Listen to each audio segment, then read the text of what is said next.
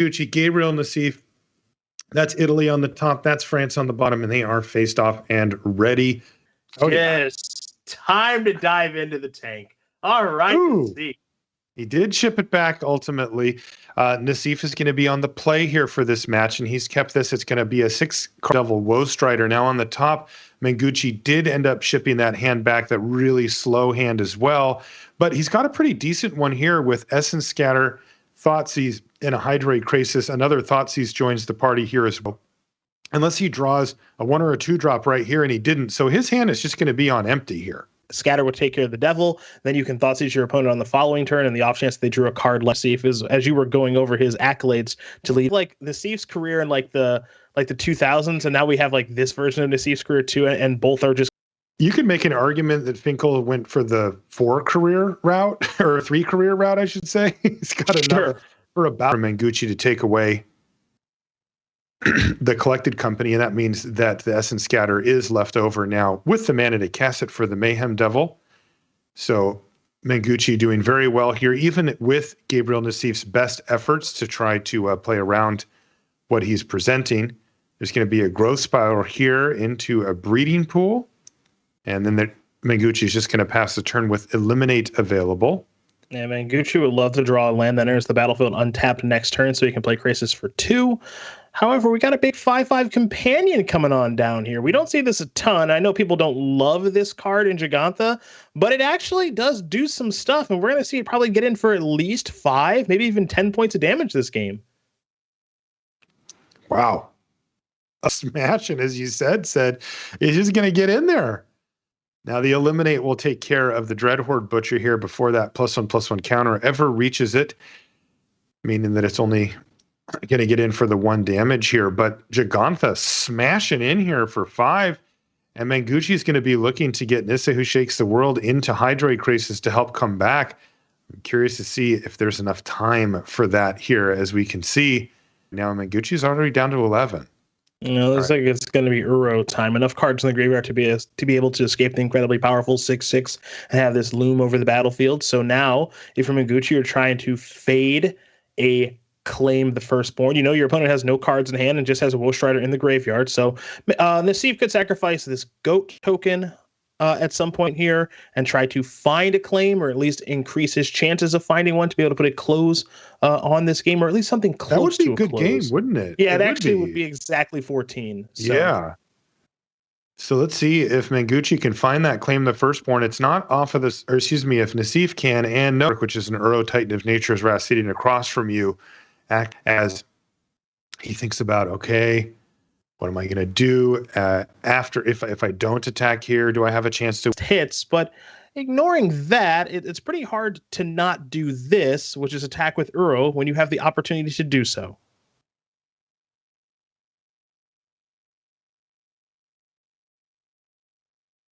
Heavy hitters like Uro and the 5-drops and stuff, and it's actually just working out well here, as it's going to trade off for the Titan. There's nothing exciting about it. You know, it's mostly free as a companion in this style of deck. There are some trade-offs given the text on Gigantha, but you know, how many games does that card win? I don't know, 1 in every 30 or 40 or something. And you're able to double block, and yeah, you lose it, but you're able to get that Ur off the battlefield. How often does that come up? Not that much, but for right now, it mattered. And so that's actually pretty nice about that card. Ooh, speaking of good cards. Wow, okay, here's one of the few ways that Nassif could perhaps get back into this game, and that is not going to do it. A second Woe Strider. Situations, Dreadhorde Butchers in certain situations, stuff like that. We can't forget about Midnight Reaper. Happens a lot with this deck. Well, now Andrea has the absolute luxury of having a ton of extra mana available. Although in this case, I guess it's not a ton of extra, but it is a lot. That's in the graveyard that's looming. That is just going to naturally work itself back into this game, because as you just play a general game of Magic, a lot of these decks are Sultai. He's 4 colors. So even though it doesn't look like he doesn't have a white source, he's targeting himself, Cedric. Yeah. He just wants to put 2 cards in the graveyard. Really heads up play here from Mengucci. Remember, Nassif's on nothing.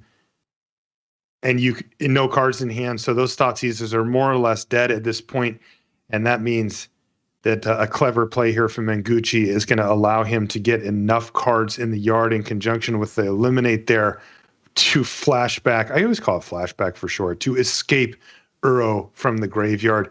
This is the type of high-level play that we came here to see, said. Absolutely. And now it's starting to be a runaway here. That Fabled Passage is actually kind of nice too, because I think the one thing that Mengu was missing to really put a capper on this game was a white source of mana.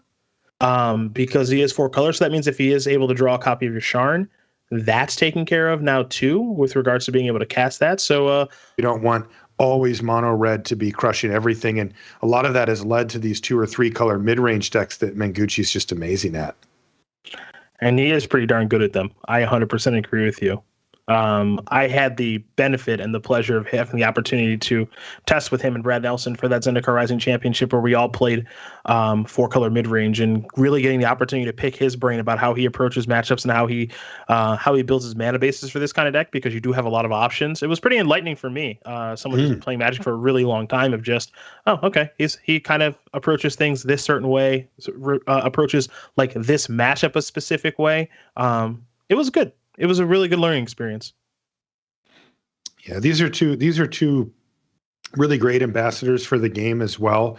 If you ever pop in on Gabriel Nassif, he loves to play most formats, and he also happens to be an extremely good high-level player. And he's like, I'm doing this thing today. I'm doing this thing today. And it always feels like it's something brand new.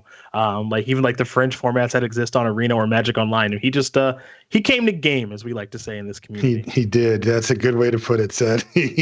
Andrea Mengucci is one of the most I came to game players I've ever met. And, you know, there is a tendency when players reach the absolute peak of a game like Mengucci has for Magic to really only focus on the things that they at their peak. But Andrea Mengucci seems to have time for all of it, and like amazing carbonara dinners every other night too.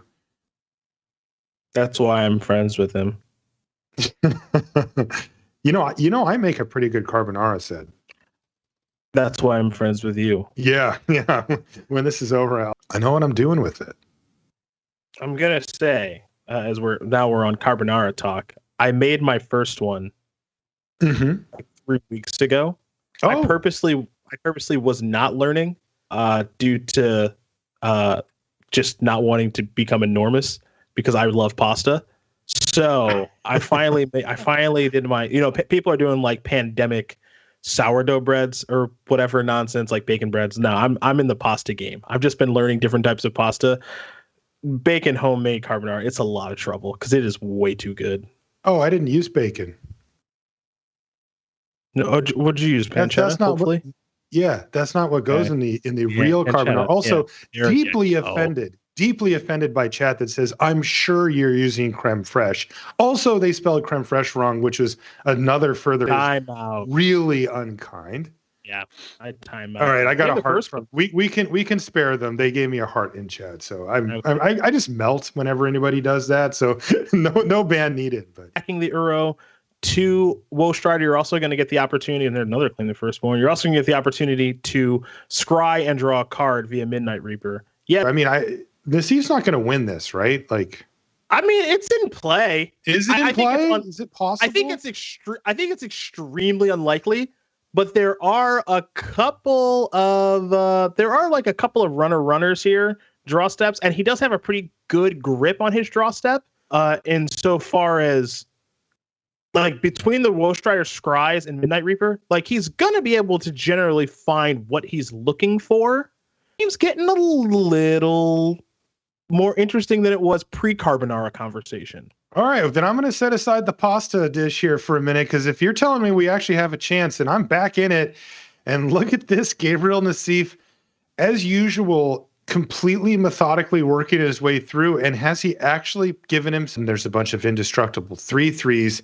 How in the world is Nassif going to get through that? Well, he's found a copy of Tail's End. He's ultimating Nissa, all the lands are on the deck, floated mana so that he can now play a Nissa. So here comes that. I mentioned that he is 4-color and not Sultai. And what a couple of minutes ago, it felt like Mengucci. Well, things are getting kind of interesting because, Mengucci's got this, hey, my lands are indestructible. I can just attack with these however I want to, play another copy of Nissa, blah, blah, blah, get back this Uro, stuff like that. So it's not like I think Mengucci's doing poorly, but I will say Nassif is building a house of cards that matters, that Mengucci needs to get rid of here pretty soon. Tail's End actually hit a trigger from a Butcher, indestructible, and they're also creatures. There's an eliminate to take out a key card here. The Midnight Reaper is currently the best way that Nassif has to keep the cards flowing into hand. As you can see, his hand looks decent here, though. He does have Priest of Forgotten Gods and Claim the Firstborn. Sometimes you could see a world where he could whittle down the board of his opponent over time, but it seems like as long as there's Nissa in the equation, it is just going to be too difficult for Nassif to fully take over the board, and I'm not sure where that leaves him here after this. Yeah, I'm not sure either. Now, one thing I will note, though, however, is that Nassif's lands and such are tapped. Like, so his lands are tapped, his Eye Crisis is tapped, and there's a very clear something that is not untapped, and that is Uro. So the Claim the Firstborn that's in his hand, take your Uro. Your Uro gets to the Uro gets to come in and not get chump blocked or anything like that, which is important because it's dealing 6 somewhere. So this could be a really, really nice turn for Nassif. You already see he's got the claim like just lined up. He's like, I'm starting there. Now I don't know what else he's going to do this turn, but I actually think Mengucci's in trouble now. No way. I was not thinking that 5 minutes ago. You don't need to panic here, said. Mengucci's doing just fine. Okay. You got to trust me here. It's okay. Are you from Indestructible lands? No, I'm not going to go that far. That's your.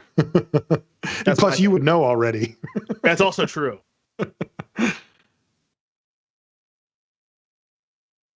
Look at us. We're thinking about doing some sacking. We got another oven here.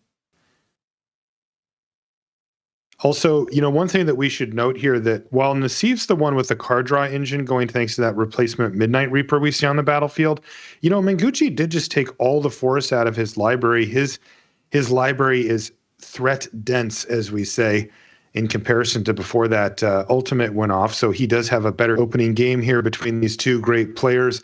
I've been looking forward to seeing this match all day, and this is exactly why nobody was really looking forward to these two players going at it because of their play style. They're both excellent. I've seen them both win games that did not look winnable, where perhaps the conversation drifted to non-Magic topics, for example. And all of a sudden, one of them is able to scrap their way back in and actually win the game. I love watching players like that. Those are some of my favorite types of players to watch, are the ones that are going to scrap it out and never give up. Kai Bude comes to mind. Reed Duke is like that as well, where they just keep playing and making good decisions, put himself in a position to be relevant this game, where it didn't look like that was going to be the case, particularly Colt. For lists like what Mengucci has to actually get through, tons of cards going into hand from the Midnight Reaper, as well as a lot of life gain, no doubt about it.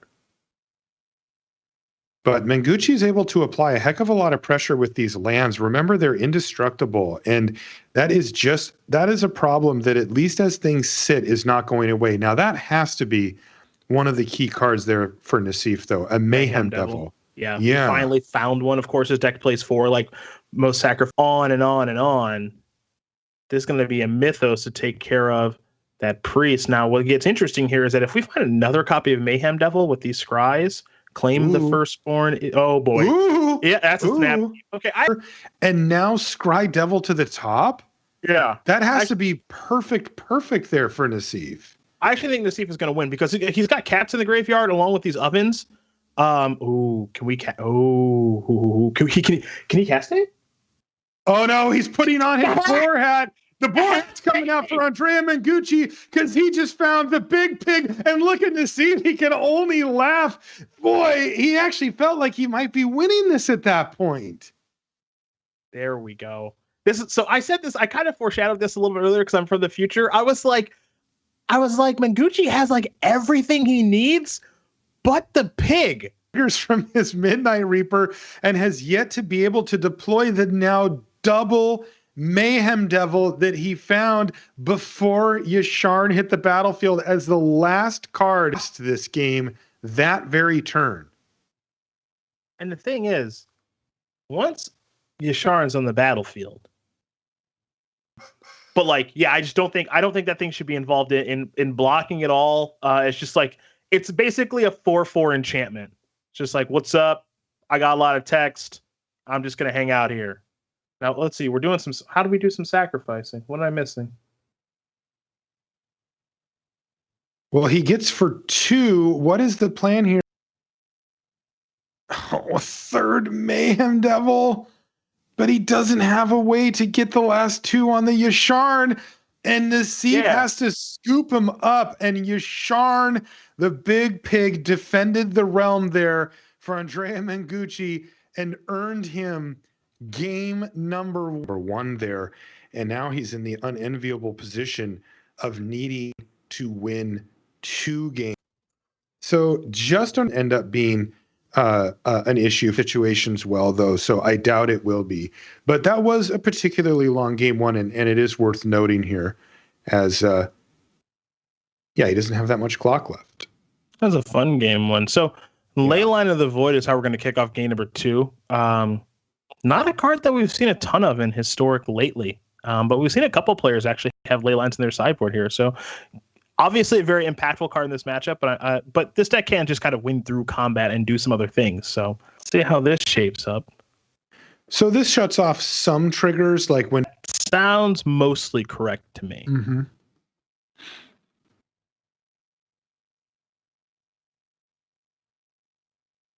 All right, a good little start here for Nassif. He's got Priest of Forgotten Gods into Woe Strider, so if there's a single creature on the battlefield next turn, which it doesn't look like there's going to be, as Uro's just going to be played from hand here, well, then Nassif already has the answer. But as it stands, it looks like he can just start beating down, perhaps. And here from Mengucci with that Leyline pregame action, and now we've got double Extinction Event Growth Spiral in hand as well. So he's looking to answer the threats on the battlefield, and he's probably going to be pretty happy to see that second copy of Woe Strider hit, though it looks like we're going to see some sacrificial goats here. Indeed.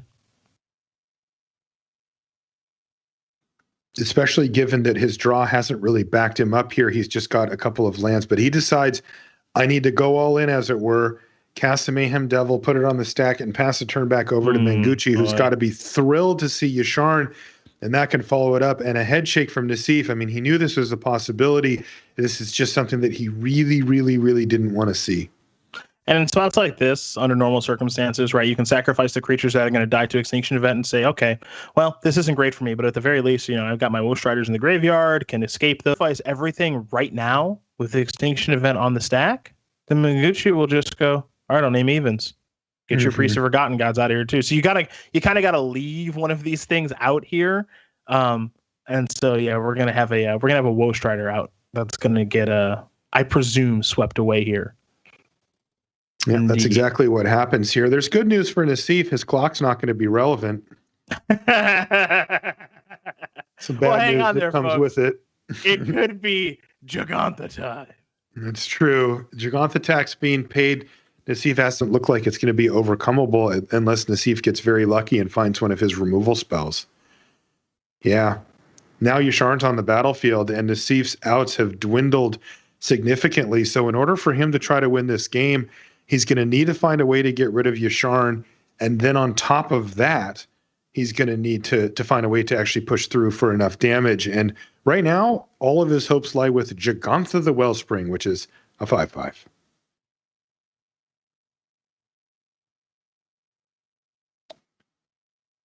Yeah. Yasharn is like 2 hate bears in one, and just it's everything. It's just dominating the board here. And now we see Witch's Vengeance and a redundant Leyline of the Void go into hand in front of Jagantha. And it looks like Andrea Mengucci is going to be able to pick up the victory here over Gabriel Nassif in 2 games. An absolute both main and in sideboard that he came prepared to beat sacrifice strategies. Now, how ready is he for Gruul? I mean, not as much as some other Sultai players are, but he might just feel like, hey, that's not the aggro deck that I really care about all that much anyway. So I want to be doing as well as I can against the Sultai Mirror, while also having some game against Sacrifice. And so he's elected to build his deck in this fashion. Somebody in chat said this game is boring. Spell boring the normal way. Oh, I get the joke. Browns are already down 7-0 to the Kansas. Is that true? Yeah. Oh, they scored in their first possession. I mean, come on, are you kidding? Who's going to beat this team? it doesn't feel like anybody. Andrea Mengucci smashing in, getting Gabriel Nassif down to 5 and earning the good game from the Hall of Famer. A hard-fought game 1, but game 2, that sideboard plan there from Mengucci really came through with Leyline of the Void.